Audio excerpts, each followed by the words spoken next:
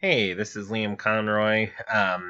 So for this particular demonstration for something else that is completely browser-based, this one is pretty strictly for chemistry teachers, which is a little bit outside of my particular range in sciences. I mostly teach biological sciences, but I just remember when I was in chemistry, looking at the layout of the periodic table, it was something that was kind of interesting to explore, and I think that this particular website enables that even more so than normal. So this is ptable.com, which allows for probably the most interactive I've experienced that I've seen as far as handling the periodic table. So each of your tabs up here lets you kind of analyze the periodic table in different ways. So if we have the first tab open, which is just based on Wikipedia entries for each of the elements, we can click on a particular element, let's say helium, for instance.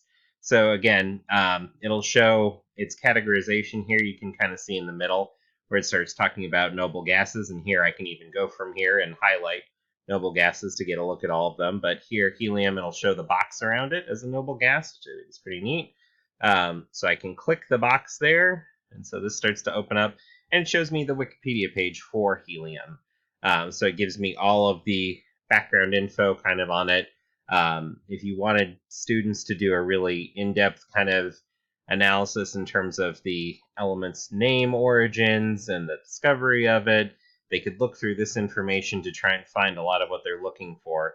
And all of the quick links, if you're looking in the contents, it does appear that all of them work. So let's say that I wanted to jump to the gas and plasma phases of helium. I could still click that, and it would take me directly down to that part of the article. So even though these articles on specific elements are pretty long, the content still works on them to where if students have to look up a particular piece of information, it's very easy to click to what they need to go to. So aside from the main functions with the main periodic table, if I click here, this starts to talk about properties and shows the layout of which elements have certain properties depending on what's selected here in the middle. So the current setting is on state at 273 Kelvin. So it shows the coding for different ones. It's color coded. So all of our black elements here are ones that are solid. Or if I highlight hydrogen here, we see that all the kind of more reddish ones are gases. If I go into ones like mercury and bromine, I'll start to see ones that are liquid states at 273 Kelvin. So again, that's useful if I look at specific things like melting point. I can look here and it gives me a great comparison between each one. Again, it's color coded in this case, so I think that's kind of a useful way to kind of look at, even though something's in the middle, it may not necessarily be the same as these ones here on the edge. It may not be dependent on it strictly being a noble gas. I think that's kind of an interesting way to look at it. But yeah, there's a lot of different selections here that you can look at as far as different figures to analyze, and it helps basically create the whole layout of the table as something completely new. If you click this tab, you get a look at the orbitals, so it helps show you the 3D models for all of the different elements. So again, if you're looking at something like hydrogen, it's just a simple single orb. But the one complaint I would maybe have about these is once you have a 3D model selected, like here for copper, I can't really analyze the 3D model more thoroughly than that. So when you start getting into more complex models, you'll start to see things that are a little bit hard to see. They're a little bit more obscured just from the positioning on it. If I had to recommend one thing that I would say the site could change would be to make it to where these 3D images were ones that you can move around with your mouse, but still, that's a pretty minor piece to look at compared to the entirety of the page itself. So now I'll move on from orbitals to isotopes. So I can click a particular element. So for instance, if I click carbon, and it starts to spread out, it shows me different carbons. So I could click carbon 14, for example. So when we think about carbon dating and things like that. And again, carbon 14, if I click on it, it will take me to the Wikipedia article on carbon 14. Again, it'll give me a lot of that information that I'm looking for. I will also say that if you are one of those teachers like myself who doesn't prefer for your students to strictly use Wikipedia for catching information, it does have the reference pages as well, so they should be able to go to a particular reference page to look at more information if they need to. But again, if they're just trying to look up basic information, sometimes they'll be able to look up that article piece and still look at what they're looking for. So again, for each isotope potential that you get in a particular element, it basically spreads out to show you all the different options on there.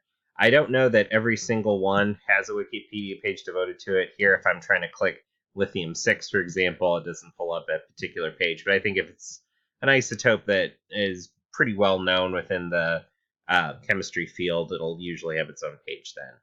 And then finally, I thought this part was particularly interesting when we're looking at compounds.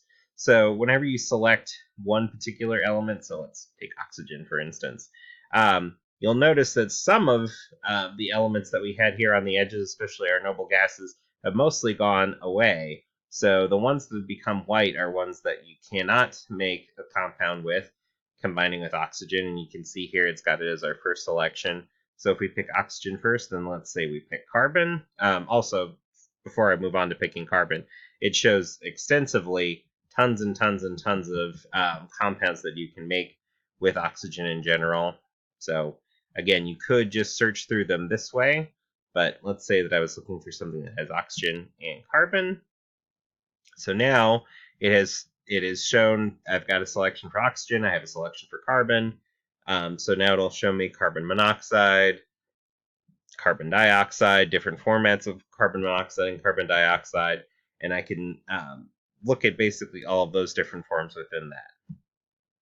And here I can even add hydrogen onto it as well to look at components that have all three of these elements in them. I think it's particularly interesting that you can kind of look at things under these specific parameters as far as if you're looking at things in terms of, oh, if I combine these elements together, what kinds of compounds can I make? And you can look at the complexity, especially if you're looking at from an organic chemistry perspective, organic compounds, things that are more likely to show up in living organisms.